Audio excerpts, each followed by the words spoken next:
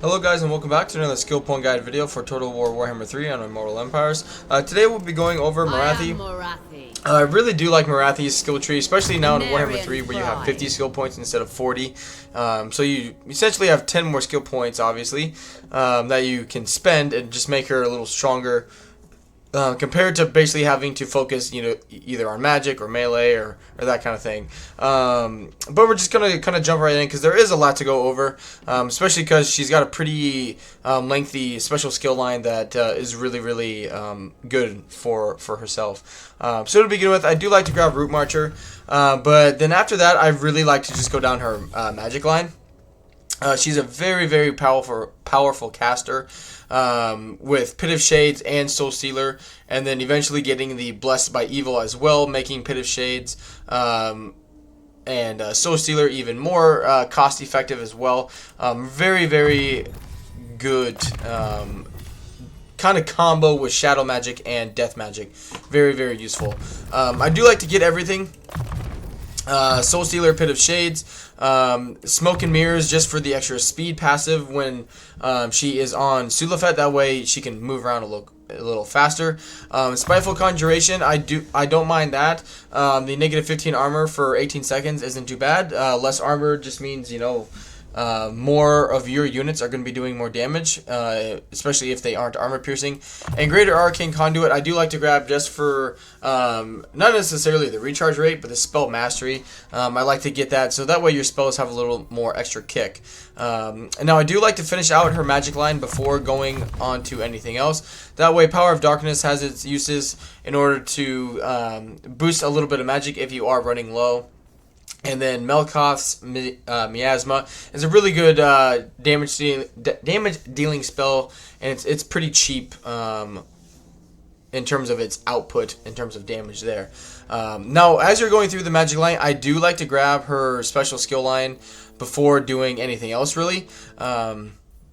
And we'll get to the fact that she has technically two. She's got her magic one, and then as well as a pick one or the other with Insidious or Tenacious. But coming up top here, Hakardi's Blessing is just to kind of unlock the rest of them. The 8% when increasing, not that big of a deal. But at least it is all armies faction wide, so that's a better bonus than if it was just Morathi's.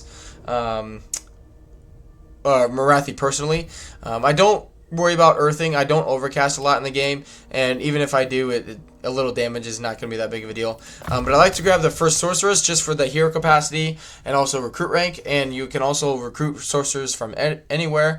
Getting that ability, magical reserves, and then getting the Blessed by Evil will just not only reduce the cost of many of the spells for Morathi, but it'll also reduce the cooldown, so you'll be able to cast them more often once you're in a battle. So really good ability there, much like the Lore of Empires, if you're familiar with that. Really good ability for her.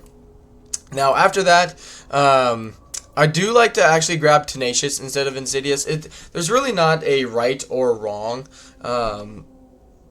way to go about it in terms of the second special skill line here. It really just depends what you want. If you want more hero action stuff, some campaign movement range, melee attack for lords and heroes, your army specifically for Morathi, or just some local like leadership or control bonuses. But I just like Tenacious just because I like the global bonuses that she provides better. Casualties captured post-battle is really good because you want a lot of slaves when playing as the Dark Elves, as well as the income from post-battle loot. You're always going to be fighting. You're always going to need more slaves. So the fact that that is a faction-wide for all armies, all characters, really good ability there.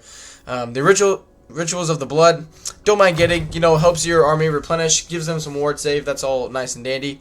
But really it's the grotesque sacrifices I really like.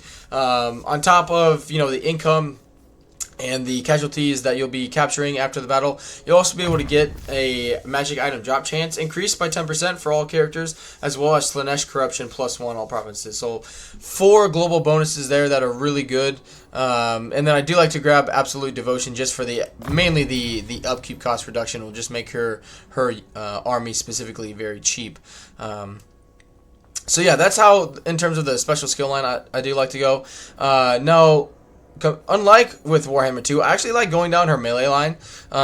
With Morathi's army specifically, she's going to be doing like 90% of the work. So I just like making her as strong as possible. Getting impaling attack will give her more speed, more hit points, definitely.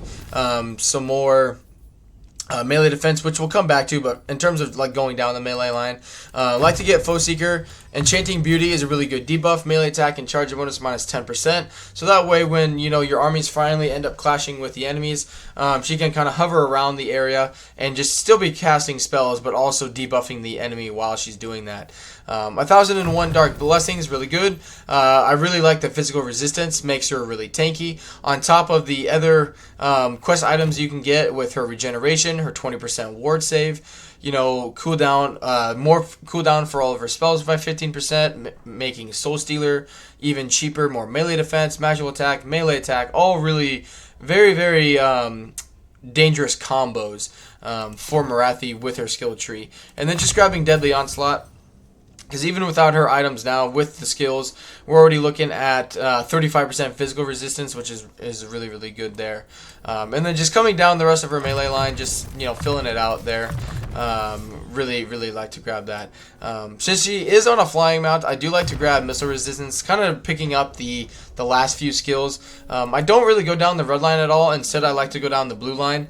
Getting the Dreaded Slaver just for those extra casualties, captured post-battle loot. Again, more slaves. It's going to help your economy. It's going to help the fact that eventually in your later stages of the campaign, when you're losing a lot of slaves per turn because of income, buildings and whatnot, it'll just help offset that as long as you're fighting a lot of battles every single turn with your armies. Infamous Raider, I like out of the other ones. Recruitment costs, I'm not worried about. Same with the control. But, looting settlements, raiding, sacking settlements, from time to time that's going to happen. So I do like to grab that.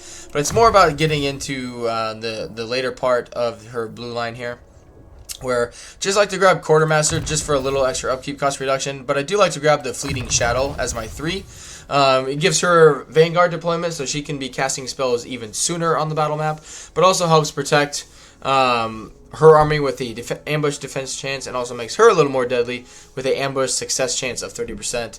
And then grabbing Renowned and Feared for the last point, just for that extra campaign movement range mainly, and also a little bit of an extra upkeep cost reduction. But you could, in terms of the blue line, you could go the other route where you get another 9%. Plus the 8% here, so you're at 17, plus the Absolute Devotion. So you're at 47% upkeep cost reduction for army if you wanted to go down that route. But really at this stage, it just kind of depends on you what you're looking at there. But that is the skill guide for Morathi on how I level her up, excuse me. Let me know what you guys think down in the comments, how you go about leveling her up. Do you focus on her army a little bit? Do you take Insidious rather than the Tenacious line? I'm always, again, interested to hear what you guys have to say in regards to how you choose to level up certain legendary lords. But don't forget to hit that like button on the video if you guys are enjoying the content. And until the next live stream or video on the channel, hope you guys have a good one, and I'll see you later. Bye.